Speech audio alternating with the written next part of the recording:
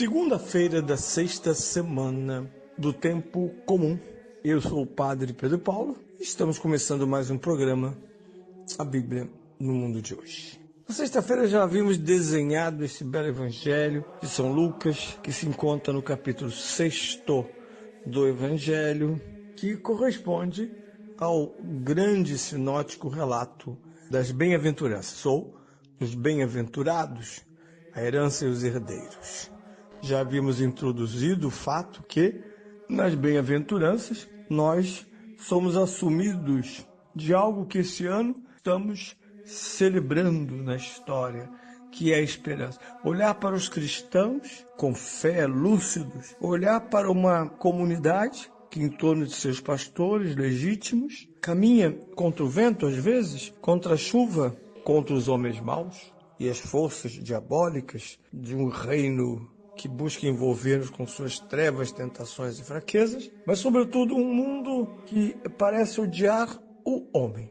Eu fico muito impressionado ouvindo certas conclusões climáticas de uma corrente que está aí jogada na grande mídia global, a uma personagem de humorismo definiu bem a reação que pode e às vezes deve surgir na cabeça de quem ouve certos relatos.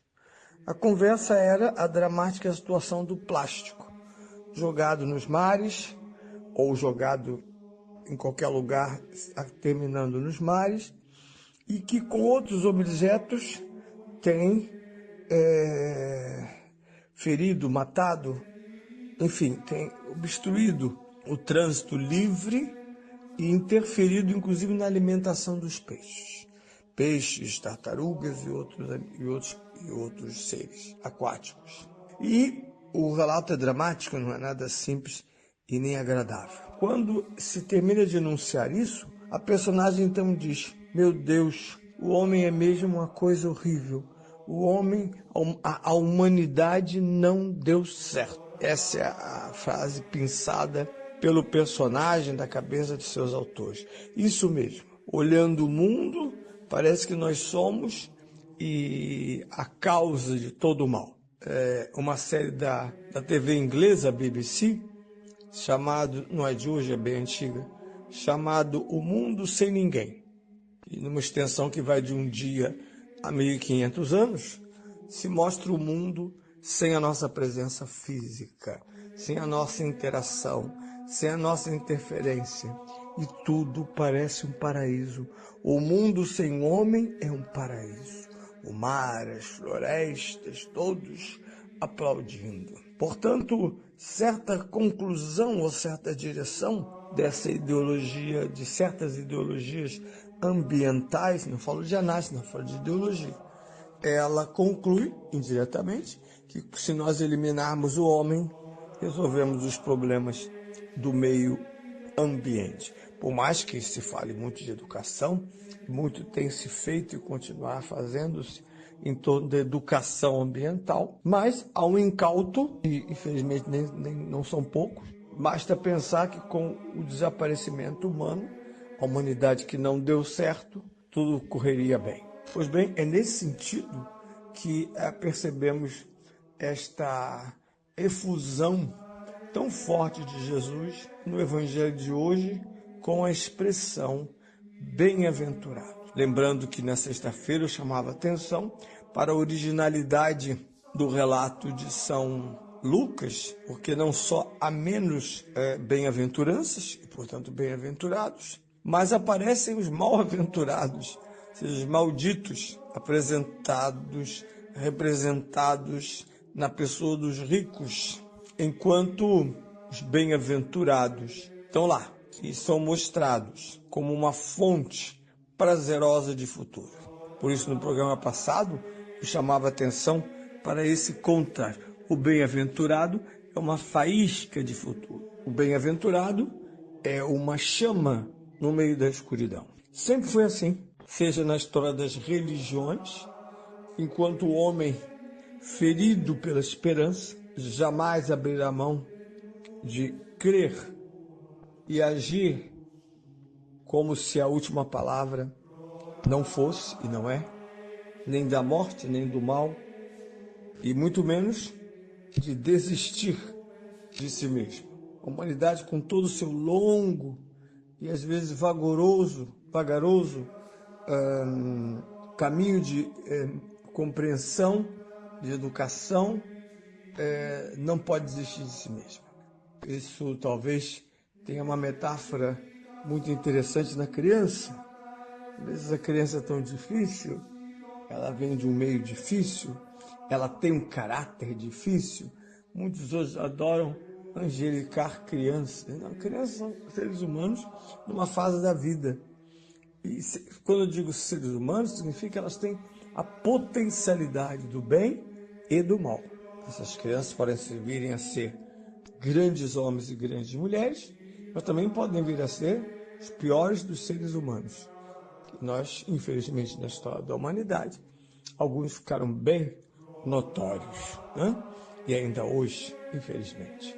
Mas a educação é esse sinal de que não desistimos dessa natureza e essa insistência, essa leniência ocorre exatamente porque cremos profundamente na reviravolta, na conversão e, sobretudo, no substrato da criação. Deus encheu-nos, inflou-nos do seu próprio espírito. Por isso, quando se fala na expressão verbal, criemos o homem à nossa imagem e semelhança, esta sentença tem uma explicação nesta imagem. Deus que sopra o barro, e o barro se torna homem e mulher. Isto tem um papel fundamental na compreensão do bem-aventurado. O bem-aventurado pertence ao mundo do Cristo. Quem são os bem-aventurados? São aqueles que foram atingidos pela graça final de Cristo. Não por acaso, o último livro do Novo Testamento e da Bíblia como um todo é o livro do Apocalipse, onde lemos, vemos e ouvimos a narração da nova criação, visto que o livro termina, seus últimos 2 capítulos, 21 e 22, termina com a entrada suntuosa do Cordeiro por causa da festa das suas núpcias com a mulher. E a Nova Jerusalém significa não só o paraíso, a nova humanidade, mas também a nova igreja, o lar tanto do novo povo de Deus, 12 apóstolos, como dos judeus que creram no Cristo, ele mesmo vindo das fileiras genéticas do judaísmo. Portanto, bem-aventurado não é só um caminho, é um estado de vida. Padre, quando é que começamos a ser bem-aventurados? Quando fomos batizados. Quando fomos batizados, começou na nossa vida bem-aventurança, profetizada, porém ainda não realizada, com o mistério da redenção, ou melhor, da criação redentora. O Verbo que se faz carne assume como um novo ato criador, daquele que soprou no barro, ele torna a carne inerte às leis do pecado e da morte. Ele ressuscita, morta para o pecado, toda a carne, integrando-nos nas condições da natureza humana. E isso tudo é fundamental se pensarmos que todas as religiões, em particular o judaísmo, entendem a presença de Deus exatamente pelo contraste entre o presente, feito de lutas, perseguições, exílios, invasões, derrotas morais, a infidelidade do povo, o afastamento da lei. Ao mesmo tempo, tudo isso traz a questão da vitoriosa esperança, marcada pela misericórdia e a justiça do Senhor.